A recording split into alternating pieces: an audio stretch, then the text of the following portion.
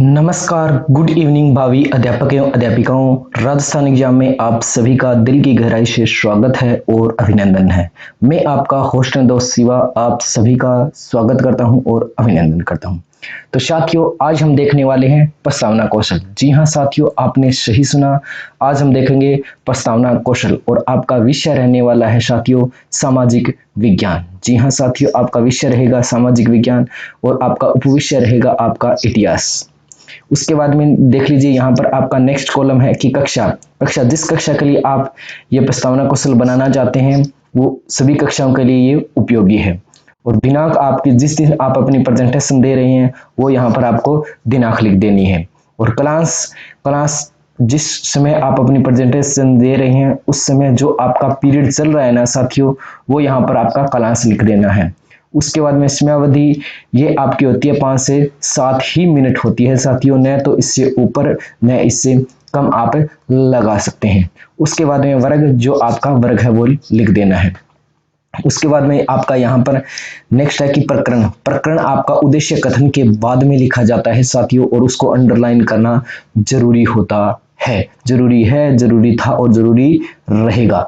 इसमें बच्चे अधिकतर क्या गलती करते हैं कि इसको अंडरलाइन किए बगैर ही छोड़ देते हैं या फिर प्रकरण लिखते ही नहीं है।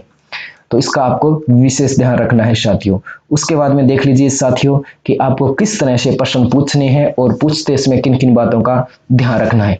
और जी हाँ साथियों, अगर आप ये चाहते हैं कि क्लासरूम में मैं कैसे प्रेजेंटेशन दूं तो उसके लिए भी साथियों ऑलरेडी इसी YouTube चैनल पर, जी हाँ साथियों, इसी राजस्थान एग्जाम YouTube चैनल पर आपको ऑलरेडी अपलोडेड वीडियो मिल जाएंगे, तो आसानी से आप देख सकते हैं। तो उसके बाद में देख लीजिए साथियों, आपका नेक्स्ट आपका कॉलम है कि शिक्षण बिंदु। शिक्षण बिंदु में जो आपका प्रकरण है वही आपका क्या आ जाएगा, शिक्षण बिंदु आ जाएगा साथियों। उसके बाद में देख लीजिए साथियों, आपके पास में कॉलम है कि छात्राध्यापक क्रिया। जो आप प्रश्न पूछने वालों वो यहाँ पर लिख देने हैं साथियों। और जो विद्यार्थी क्रिया है जिससे आपको जो उत्तर की प्राप्ति होगी वो यहाँ पर लिख देनी है साथियों। तो इतना आपको क्लियर हुआ होगा। तो इसी के साथ हम आगे बढ़ते हैं साथियों। तो देख लीजिए, सबसे पहला आपका प्यारा सा नटखटा सा आपके सामने प्रश्न है। तो ये बोलता है कि बच्चों, हम किस महाद्वीप में रहते हैं। तो हम किस महाद्वीप में रहते हैं, तो इसका सही आंसर हो जाएगा एशिया महाद्वीप।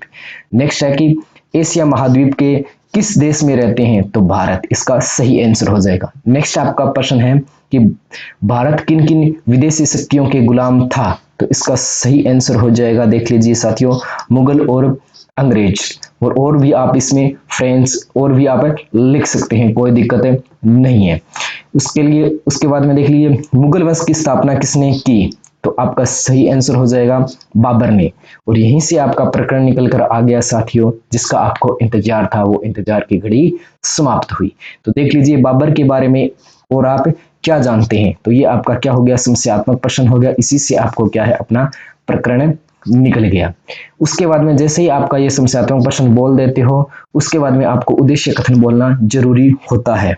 ठीक है, उसमें आप बोलोगे पूरे कॉन्फिडेंस के साथ बच्चों कि अच्छा बच्चों, आज हम बाबर के बारे में विस्तार से अध्ययन करेंगे, ऐसे बोल देना है।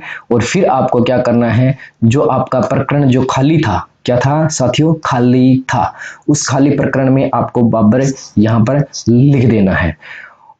तो इससे से आपका क्या हो जाएगा, ये क्वेश्चन आपका कंप्लीट हो जाएगा। और किन किन बातों का ध्यान रखना है वो देखना ना भूले। अभी देख लीजिए आपके किन किन घटकों का प्रयोग करना है। तो ये आपके सामने है प्रस्तावना कौशल के साथियों घटक। उसमें सबसे पहले आपका है कि प्रश्नों का पूर्व ज्ञान से संबंधित होना चाहिए।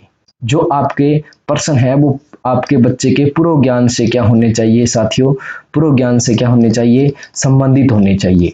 उसके बाद में आपका है कि प्रश्नों का मूल पाठ पर आधारित होना। तो प्रश्न के जो आप प्रश्न लेकर आ रहे हो वो आपके मूल पाठ पर आधारित होने चाहिए। उसके बाद में तारतम्यता भी होनी चाहिए। उसके बाद में व्याकरणिक शुद्धता भी होनी चाहिए। और तारतम्यता कैसे होती है, देख लीजिए साथियों, इधर एक बार अपनी प्यारी सी पलकों को दौड़ा कर देखिए। जैसे आपका यह प्रश्न आपका पहला प्रश्न है, इसका जो आपका उत्तर प्राप्त हुआ जैसे एशिया प्राप्त हुआ, तो इसी से आपको क्या करना है, दूसरा प्रश्न स्टार्ट करना है। इस जो आपका दूसरे प्रश्न का जो आपका उत्तर मिला उसी से आपको तीसरा प्रश्न स्टार्ट करना है। तो ये आपकी क्या होती है साथियों, तारतम्यता होती है। तो इस तारतम्यता को बनाए रखना चाहिए। ठीक है, उसके बाद में देख लीजिए आपका नेक्स्ट है कि आपके व्याकरणिक शुद्धता होनी चाहिए। उसके बाद में जो आपकी दृश्य और श्रव्य जो सामग्री का प्रयोग किया गया है वो आपके उचित प्रयोग से आपने किया है या नहीं किया है, उसका भी विशेष ध्यान रखा जाता है। उसके बाद में जो प्रस्तावना की समयावधि है, जैसे आपने 5 से 7 मिनट दी हुई है समयावधि, तो उसमें अगर आपने 10 मिनट लगा दिए तो वो क्या आपका सही है क्या? बताओ, नहीं है, तो वो भी आपका क्या होगा? रॉन्ग होगा। अगर आपने 3 मिनट में अपना सुपड़ा साफ कर दिया प्रस्तावना कौशल का, तो वो क्या सही है क्या? नहीं है सही। तो उसमें आपको समयावधि का विशेष ध्यान रखना है। उस समयावधि में ही आपको अधिकतर आपको रीटीच मिलती है साथियों, ठीक है। उसके बाद में देख लीजिए प्रश्नों का छात्रों के मानसिक स्तर के अनुकूल होना चाहिए। यह न हो कि आप प्रस्तावना कौशल बच्चों से प्रश्न पूछ रहे हो कक्षा 6 के और आप प्रश्न ले आए कक्षा 12 के, क्या ये सही है क्या मामला? नहीं बैठेगा साथियों। तो आपके मानसिक उनके स्तर के अनुकूल ही होना चाहिए, ठीक है। उसके बाद में यहाँ पर आपके क्या है, पर्यवेक्षक है वो अपनी टिप्पणी लिख देंगे कि आपने कौन कौन सी गलतियों का प्रयोग किया है, नहीं किया है, आपकी कैसी रही, आपको रीटीच मिली है या नहीं मिली है, आपने क्या और सुधार करना चाहिए, और यहाँ पर अपने सिग्नेचर कर देंगे फिर साथियों। तो इसी तरह के और इंटरेक्टिव प्रकरण देखने के लिए और इसी तरह के क्वेश्चनों की जानकारी के लिए हमारे चैनल को सब्सक्राइब कर दीजिए और बेल आइकन को प्रेस कर दीजिए। तो निश्चित चिल्ड होकर फिर मिलेंगे आपसे नए और इंटरेक्टिव प्रकरण पर। तब तक बने रहिए, टिके रहिए, डटे रहिए राजस्थान एग्जाम यूट्यूब चैनल के साथ में।